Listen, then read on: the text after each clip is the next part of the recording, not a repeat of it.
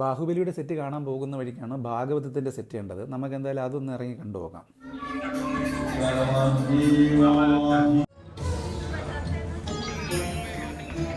ഹിന്ദു പുരാണങ്ങളുമായി ബന്ധപ്പെട്ട സീരിയലിലും സിനിമകളിലൊക്കെ യൂസ് ചെയ്തിട്ടുള്ള റെഫറൻസാണ്. ശരിക്കും ആ ബാക്ക്ഗ്രൗണ്ട് മ്യൂസിക്കിലൂടെ ഇതിനകത്തൂടെയൊക്കെ നടന്നു പോയപ്പോഴത്തേക്കും നിങ്ങൾക്ക് ആ ഫീൽ കിട്ടിയല്ലോ അല്ലേ. ഇപ്പോൾ നമ്മൾ കയറാൻ പോകുന്നത് ഒരു റെയിൽവേ സ്റ്റേഷൻ്റെ സെറ്റിലോട്ടാണ്. കണ്ടല്ലോ, മംഗൽപൂർ റെയിൽവേ സ്റ്റേഷൻ. ഒരു ഡമ്മി ട്രെയിനൊക്കെ ഉണ്ടാക്കിയിട്ടുണ്ട്. സോ ട്രെയിനിന് മേഖലയ്ക്ക് കൂടെ പ്ലെയിന് പറന്നു പോകുന്നത്. ആ പ്ലെയിനിൽ നിന്ന് പാരച്യൂട്ട് എടുത്ത് താഴോട്ട് ചാടിയാൽ ഡയറക്റ്റ് തൃശ്ശൂർ അങ്ങ് ഇറങ്ങാം. ഹൈദരാബാദിൽ തൃശ്ശൂർ. എങ്ങനെയുണ്ട്? പൊളിയല്ലേ. എന്തായാലും റെയിൽവേ സ്റ്റേഷനോട് അടുത്ത് തന്നെ ഒന്ന് രണ്ട് മലയാളി സ്റ്റോറുകളും നമുക്ക് കാണാൻ പറ്റി. ശ്രീകൃഷ്ണ സ്റ്റോർ, അമ്മ സ്റ്റോർ.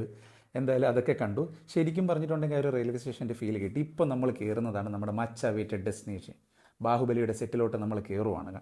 കയറുമ്പോൾ തന്നെ മതിലുകളിലൊക്കെ ആ ബാഹുബലിയുടെ ഫിലിമിലെ ഫേമസ് ആയിട്ടുള്ള ചിത്രങ്ങളും കാര്യങ്ങളും ഇതെല്ലാം ഒട്ടിച്ച് വെച്ചിട്ടുണ്ട്. നമ്മൾ ഭയങ്കര എക്സൈറ്റഡ് ആണ്. ഇതാണ് ശരിക്കും ആ എൻട്രൻസ്. ഇവിടെ ഒരു കോട്ടവാതിലുണ്ട്, അതിനകത്താണ് സെറ്റ്. പക്ഷേ അതിന് പുറത്തായിട്ട് തന്നെ ഇങ്ങനെയുള്ള കുറേ മിനിയേച്ചേഴ്സ് കാര്യങ്ങളൊക്കെ സെറ്റ് ചെയ്തിട്ടുണ്ട്. ഒരു ഡ്രമ്മുണ്ട്, ഒരു വലിയൊരു മണിയുണ്ട്. സോ നമ്മളിനി അതൊക്കെ ഒന്ന് കാണാനായിട്ട് പോവുകയാണ്.